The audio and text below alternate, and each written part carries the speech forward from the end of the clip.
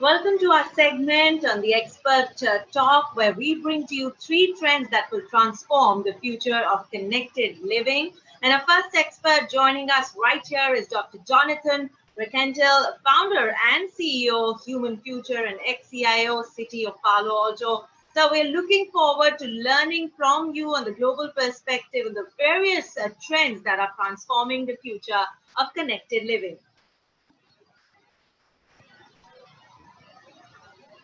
Stay tuned as we Fantastic. bring to you. It's lovely to see you, Isha. Thank you very much for that lovely introduction. Yeah, I'm thrilled to be here at this event. I've done a few of the Times of India events, and so very happy to be part of this. Yeah, there's a lot I could share with you, but I got some short amount of time, and so I'll jump right in and tell you about the three trends that I've chosen today. And I'll start with something that I think we can all relate to very, very quickly, and that is our home. Our home now belongs to cities. We see about 3 million people moving into cities every single week, and we're building infrastructure at about the size of Manhattan in New York every month. And by the way, we'll do that for the next 40 years. And as cities grow, by the middle of the century, we'll be up at about 70% of all humans will be living in cities. So our future really does belong to cities. And whilst they've been incredible for bringing so many people out of extreme poverty and making better education more available to more people and more job opportunities and just better economics overall, they certainly have their fair share of challenges. And it's not hard to see what those challenges are, every day with our own eyes. One of the greatest challenges that we see in almost every city in the world is the problem of congestion, right, of traffic. And this picture here is not unlike what my commute used to look like before the pandemic. And we'll get back to there again when the pandemic begins to subside in a while. But in every major city, if you travel from the airport to a hotel in the downtown area, you will confront this kind of traffic. So we have a big problem to solve in finding new ways for humans to move people and goods that's either very clean and efficient cars or alternatives that should include things like walkable cities and cities where you can cycle. So our cities are producing an awful lot of byproducts through, providing this abundant way of life that we all have. And it's coming at a price. It's the price of air quality. And the World Health Organization maintains that up to 2 million people die each year as a consequence of very, very bad air health quality. Our cities are also the place where we are creating a lot of the carbon emissions that the scientific consensus says is heating up the planet. And so if we're going to solve climate change, we're going to have to do it inside our cities too. 1.5 billion humans live on coastlines in about 600 cities. And so as the sea level rises, those cities will flood if we don't begin to address this big challenge. But moving down sort of to the local level, to the activities we see every day, we have old systems that are supporting our city function. This probably looks very familiar to those of you who've ever dealt with a city issue. And the reality is this is how our cities function in a world that really wants to function like this. We want to be able to provide a digital experience because this is what you expect and experience in the private sector. And we want to see it also in how we interact with our cities. And what that all boils down to is we want more digitalization and more connectivity, because after all, they both go together. You've got to have really good connectivity. And so the first big issue or the big trend that we'll see is how we digitalize our communities and cities and how we connect them in a much more rapid and fast and dense way in terms of how we communicate. So major cities around the world are already deploying infrastructure to support, connecting our cities, connecting our people to our cities, connecting objects like cars and sensors, and things like waste baskets, trash cans, so that we know when there is trash to be collected. So we need a digital infrastructure to support solving and providing a better quality of life for people and our future in cities. And so the major shift is going to be how we interact and connect with our city, not only the services, but the infrastructure. In the future, not too long from now, and it already exists in some cities, we'll be able to do things like tell the air quality in all aspects of our city. If you are suffering from a lung illness, it'll tell you whether you should avoid a certain area because of high levels of air pollution. We'll be able to use our smartphones for finding parking spaces. That is before self-driving cars take over, of course. We'll be able to do things like manage our energy and manage water better. So a major transformation that's going to take place in the next few years is the digital transformation of our cities to support a better quality of life.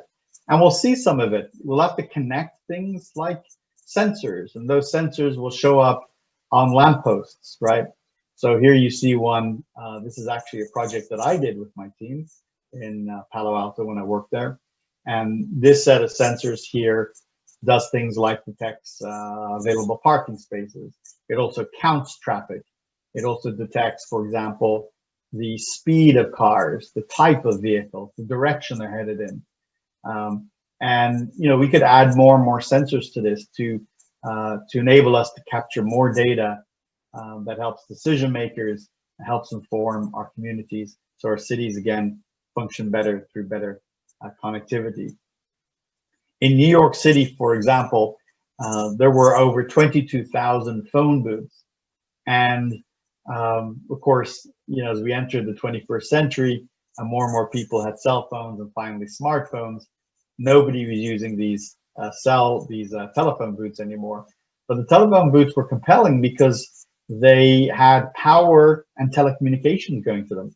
So the city came up with the idea of replacing them all with these new devices, these digital signs called Link New York City or Link NYC, that would provide free Wi-Fi, free high-speed Wi-Fi, but also connect and allow people to make free telephone calls anywhere in the world.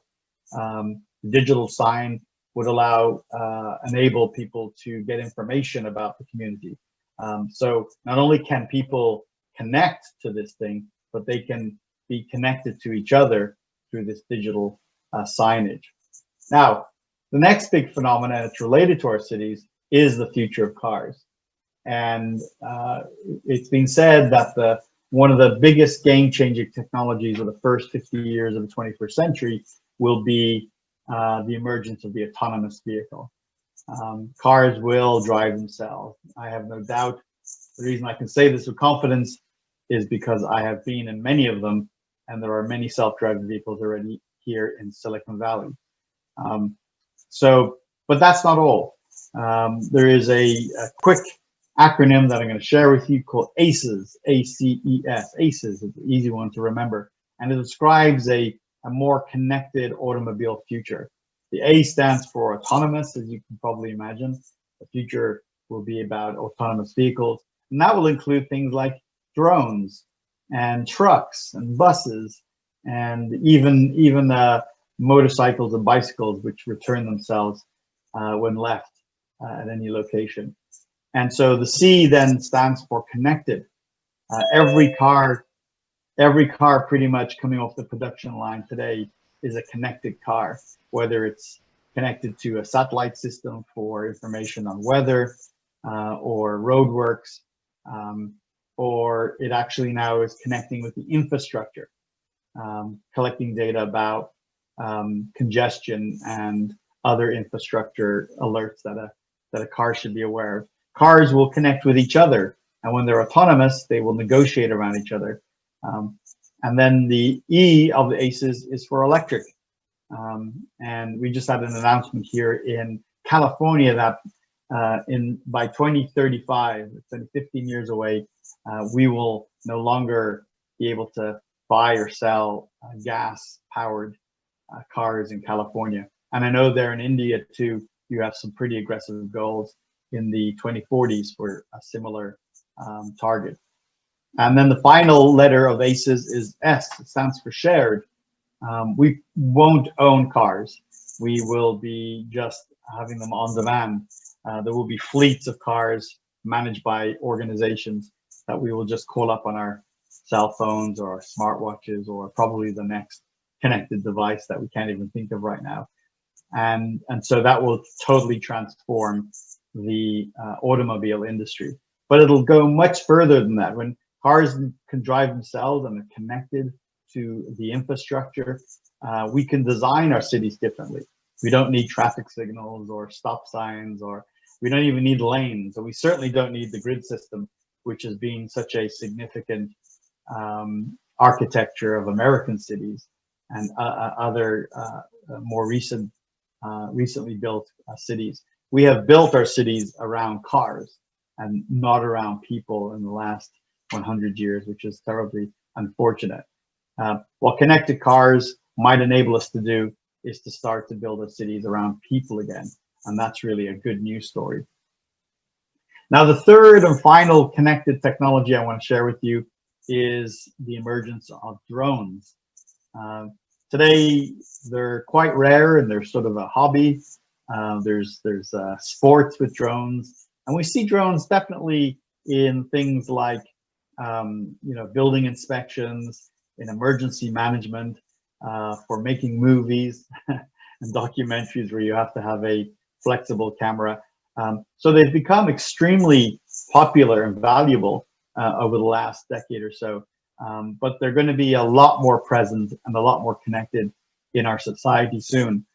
Here in the United States, just in the last 2 weeks, the Federal Aviation Authority, which has responsibility for the airspace over the United States, they approved both Amazon and a major other retailer called Walmart, which many of you know, to be able to use drones for transportation and delivery of goods. So we used to think overnight was fast. We used to think that same day was fast. Here in Silicon Valley, there's a lot of things we can do same hour. We can do within 1 hour. Drones will even compress that time even further. So the drones will have to be connected to each other. They'll be connected back to base. They'll be connected with us, and they will become a very visible part of the urban environment. Now, we often think of drones just as flying mechanisms, or what we call aerial drones.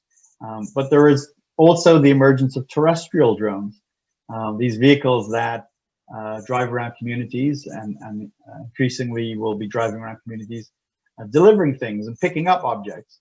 When I was at the city of Palo Alto, we experimented with this very robot right here, this very specific terrestrial drone right here called Starship. And it can navigate its way around a city. It doesn't go very, very fast, and it doesn't go very, very far in terms of distance, but it's very effective for delivering food and potentially delivering medicine to people who are maybe homebound. These devices have to be connected to the infrastructure over various wireless networks. They will be embedded with artificial intelligence so they can operate. But we can anticipate that a whole variety of drones are going to be a very visible part of our urban world. So, in summary, um, you have three major connected phenomena. Our cities will become hyper connected as we deploy more digital infrastructure. Our cars and automobiles will become a lot more connected and at a necessity as we go to a world of autonomous vehicles. And finally, we are going to see drones emerge in our urban environments in a very big way over the next few years that not only will be visibly different, but will offer capabilities that we don't have today. So as I wrap up my comments here in the short time I had, I wanted to just share with you some information and education on this topic. If you like the topic of the future of cities and everything about them in terms of how we can improve them, how we can improve quality of life, more inclusion, more equality, how we can have more cleaner energy, I've written a book on it. And the book came out 2 months ago. It's a huge bestseller. I couldn't be happier. It's called Smart Cities for Dummies, but it's not for dummies. It's for everybody. It's for everybody who's interested in our future of cities. And you can buy it all over the world. You should find a link in smartcitybook.com. And I would be so privileged and honored if you wanted to learn from my book. And with that, in the time I had, I wanted to say thank you very much. It's been a real pleasure to be able to spend this very short amount of time with you. I understand you're having a great day, and hopefully you'll have a continued great day. I'm not sure if I'm going to take questions or not, but I'll pass you back to Isha. Thank you very much. Thank you so very much, sir. And I can't wait to pick up the book Smart City for Dummies. And I'm sure our audience here is also looking forward to learning now that we know that the three trends that you shared, focusing on cities, getting the automobiles connected, and drones. So we have a lot to look forward to in the book. So I'm sure you'll have a lot of readers from our audience members joining in. Thank you so very much for your thoughts there. My pleasure. Thank you. It's been an absolute delight listening to those fantastic trends. And our next segment is also going to take those trends forward by our keynote speaker on future of connected living, Mirai by Panasonic. But before we introduce to you our next speaker, I'd like to request all of you to please be a part of our opinion poll, share what you feel, and let's see what maximum of you think. On the other side, our keynote address on future of connected living, Miraya by Panasonic. So stay tuned.